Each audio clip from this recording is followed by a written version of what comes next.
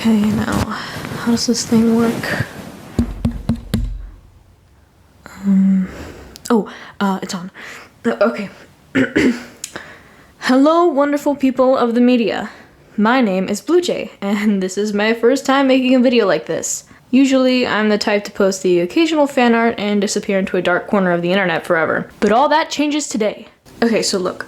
We all love the world of magical girls and their truly awe-inspiring stories. And during Pride Month, I had the idea, hey, how come no one has made magical girls based on the colors of pride flags yet? I mean, it sounds pretty familiar, right? Well, since so many magical girls have been considered queer by the fans who watched them for a long time, I thought it would make sense to do something fun regarding that. And then I realized, there's probably a good reason as to why no one has done this yet.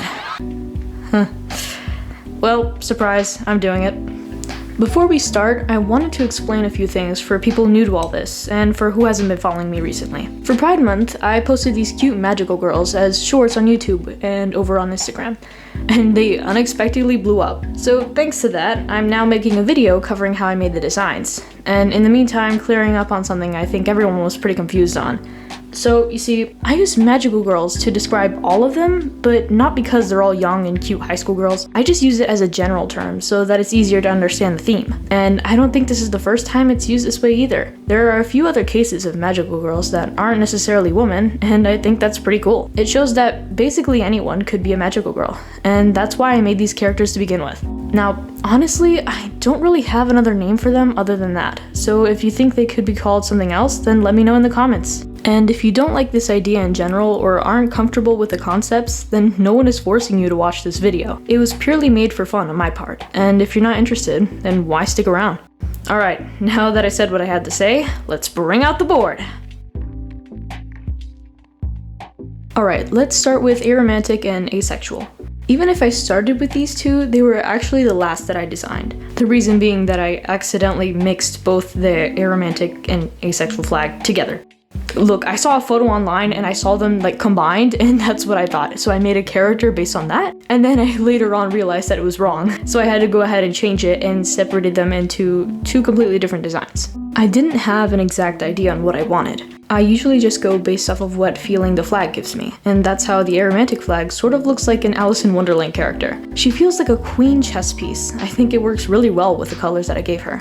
Also, in some of these you'll notice that I don't always add the colors in order of the flag, and in this case you can see that I didn't give her green hair. That's because, in my opinion, white hair ties the rest of the colors together, and I think it's better that the green is more in the dress to use it as a sort of main color. Overall, the distribution of the colors is just based on what I thought would look good at the time. Now, talking about Asexual's design, the clothes feel really elegant and regal, which I think actually pretty much fits the look of the character. Also, I think the purple on the pants gives this pop of color since the rest of the design is in black and white and gray. You'll see there are some diamond shapes in most of the clothing, and that's because the color scheme, along with the feeling, was very sharp yet elegant, and I wanted to represent that by using diamonds. It also just makes the design feel more uniform, you know? Now, you can see that for most of them, I didn't really design a weapon, and that's because I'm pretty bad at drawing them and have little to no ideas. But if he did have a weapon, I think he'd have like a long magical staff with as many little diamonds and as much elegance as its owner. For Bisexual, I think her design is one of the more unique ones, starting with her hair. I really liked the idea of having these long braids that could be put up into any hairstyle to fit with her magical outfit. You can see that I added stars into her design, and she's actually one of the only magical girls with sparkles in her dress. That's pretty unfair, I know. Her dress also feels sort of fairy-like, so I wonder what kind of magical abilities she'd have compared to others. The only thing I regret about this design is how I distributed the colors. I wish there was more pink somewhere at the bottom half, but oh well, maybe next year I can do a redesign. So for non-binary, my immediate take on the character was someone laid back and more on the calm side. To contrast that, I gave them a more detailed design and maybe a few piercings. I always wanted to give a character thigh-high boots, and I thought nothing would fit more than giving it to them. I don't know, it's just the sort of thing you would give a character who's secretly an absolute badass.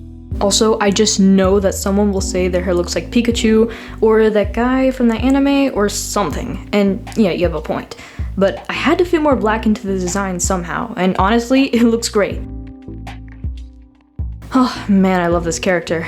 Pansexual was probably one of the most fun to design, and it's totally not because I love colors. The first thing I thought of while drawing this was creating a design that is the very definition of joyful. So I added lots of fun shapes and swirls to fit that sort of bubbly characteristic. Also, maybe you noticed, maybe you didn't, but when I have a character with short hair, I really like to give them earrings. I just think it adds more to the silhouette of the design, and also it's so cute. It looks amazing. I love it so much. Alright, now the lesbian magical girl is one of my first designs from back in 2023. Her first design was very different.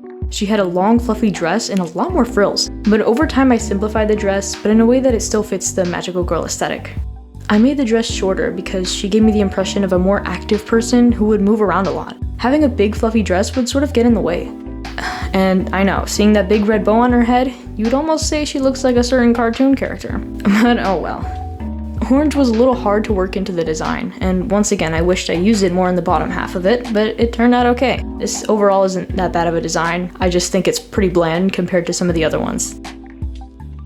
Oh, and another set of designs that I'm really fond of are for the trans girl and guy. I could have just made one, but I felt like doing them both, and it would just make more sense. And besides, they look extra adorable since they're matching! Okay, for the trans femme girly, I made pink the main color of her dress, with white and blue as more secondary colors. Alright, and for the big part of her dress, I was actually inspired a bit from Madoka's dress. And for like a bit more shape, I gave her a big blue bow in the back. I'm really happy with this design, and I absolutely love her cheerful personality. No notes.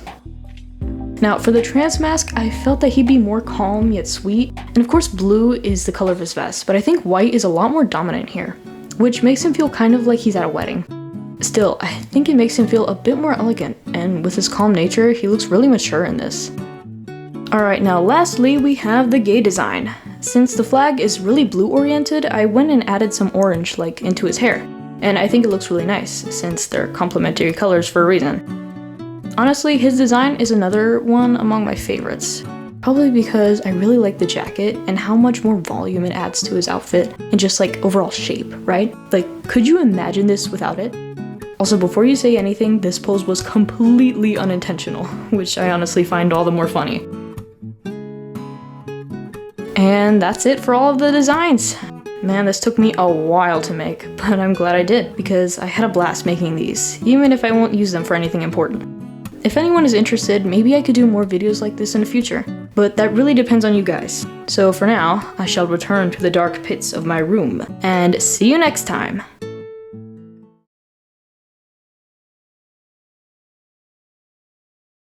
And that's one video done. You know, I'm pretty worried about how this video will be received.